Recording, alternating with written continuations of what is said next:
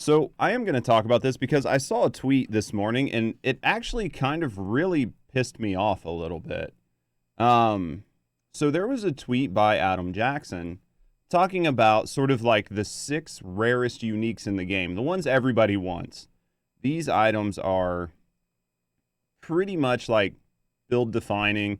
They're supposed to be some of the best items in the game. Like literally nobody has these. Like they're so rare that Diablo had to put out a tweet confirming that even one of them have been found in the, I don't know, 2-3 weeks since the game has come out. So people, quite rightfully so, were assuming that they just literally weren't in the game. So Adam Jackson put out a tweet and he pretty much said, hey, I want to clear up some details on these items. The first line is the one that really kind of rubbed me the wrong way. And it says that these items can drop from level 85 plus enemies. So basically, these items are borderline inaccessible for the majority of your player base in Diablo 4. Now, I had imagined that you would get these items as soon as you dropped in World Tier 4, right? That they would be able to be dropped. And that is not the case. So there is a sort of arbitrary level cap or arbitrary level floor that these are able to even drop at. And there's nothing in the game that indicates that there is a sort of pseudo level past World Tier 4. The reason I think that I'm the most upset is because these items are inaccessible to the vast majority of your player base. And what I mean by that is Diablo 4 has been out since June 1st. Now, I'm a streamer and a content creator, right? So I play a lot of video games. Now, I don't play as much as some people because I do YouTube and I do a few other things, right? So I can't just sit down and play 10 hours a day, 7 days a week. I wouldn't get anything else done. But there are a couple different good sources online that talk about how much your average gamer plays, right? So I'm going to look at 2 different sort of research polls because they do show a slight discrepancy, and it's going to depend on really who was polled when the conversation happened. The first one is this, and it shows that the average time spent gaming in the US today, they say 30% of the respondents say they play about 10 hours a week. Now this is polled across all age groups, and I feel like that is really important to take into consideration here because for ARPGs, typically the age group that plays this is the older age group. It's not your 16 to 25s that are living at home, maybe not working or trying to be content creators or whatever. This is more your average gamer, right? Your average gamer probably plays 10 hours per week. There's another article here where it talks about sort of like Gen Z and sort of like who is playing. So you're, in this example, 3 hours a day, we'll say they get to play an abnormally large amount, right? So it's 15 hours. So between 10 and 15 hours a week is what we're going to say your average gamer plays. Everybody on board so far? Good.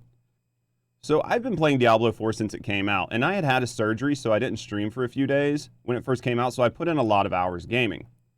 Now, I am like level 76 in the game. I'm not even level 85. So in the time that the game has came out, which has been 19 days that I've gamed, I game 5 days a week. I take 2 days off to do other stuff. I've played a total of 92 hours, which is quite a bit, right? This is almost 3 weeks. We'll say the average gamer would have played 45 hours. We'll say at best, right? So in theory, if the math is right, the average gamer didn't miss a day. They played 45 hours. So it would take them twice this long. It's going to take them 6 weeks to hit my level based on this math, right? And that's not even level 85. So if you extrapolate this out and know that the math curve gets exponentially larger as you go, it's going to take the average gamer quite a while to be able to hit level 85. Now, there is one point to note on this article, right? It says that these items can drop from level 85 enemies, and that you don't necessarily have to be level 85 to farm level 85 items, or to farm level 85 monsters. You can farm level 85 monsters through Nightmare Dungeons at any point in time that you feel like. The issue here is that Diablo 4 has implemented experience scaling. So with the experience scaling on top of everything else, really fighting anything +3 your player level doesn't net you any more experience. So why would you do it, right? Now, you could, in theory, say, well, you can fight higher level monsters for the chance at better drops. In World Tier 4, most of my drops are junk. I rarely, if ever, get an upgrade, and there is no distinguishable thing on any of the items that drop that tell me they're worth picking up. Most of the time, if it's not ancestral, I don't even pick it up because it's not worth my time, even though I really do need the materials and the money.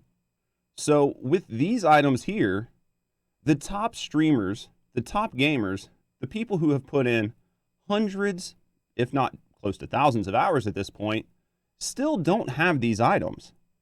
And when the items are so rare that Blizzard or Diablo has to tweet out confirmation that people are even finding them, that makes these beyond inaccessible to your average gamer. Now, I get the idea that things are supposed to be rare and it's supposed to be a carrot on a stick for you to chase, and it's supposed to be fun. But this is not fun, and this is a bad gameplay mechanic. You are also realistically narrowing down the amount of players that can even chase these by setting the bar at level 85 for a chance at even seeing them drop. There are a lot of people that are going to talk about this and tell you this is a good thing and this is a good mechanic and this is a good stick. This is a good carrot on a stick to chase. But in my view, this is terrible. There's nothing in the game that indicates there is a artificial level breakpoint above, right? Level 70 or World Tier 4.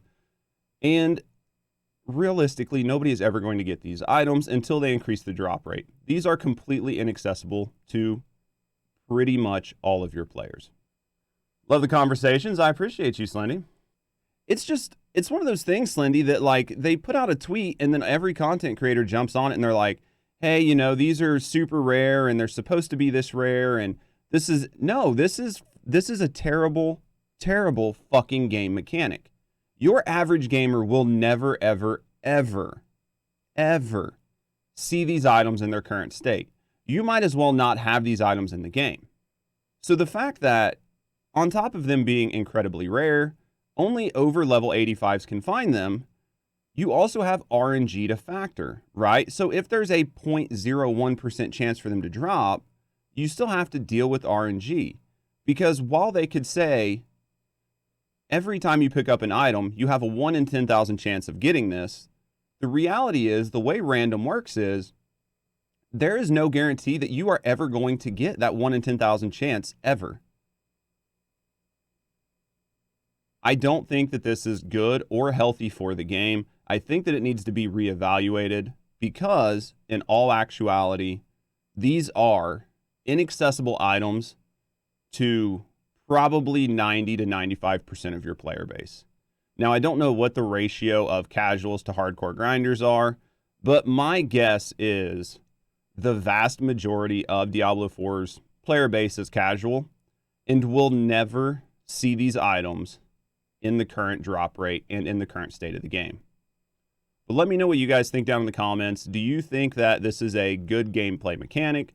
Do you like the way that Diablo 4 is treating these items? Or are you in the same boat as me and feel like this is actually a bad and frankly piss poor way to sort of gatekeep items, and that this mechanic really needs to be reevaluated? Thanks for hanging out, and as always, have a good day.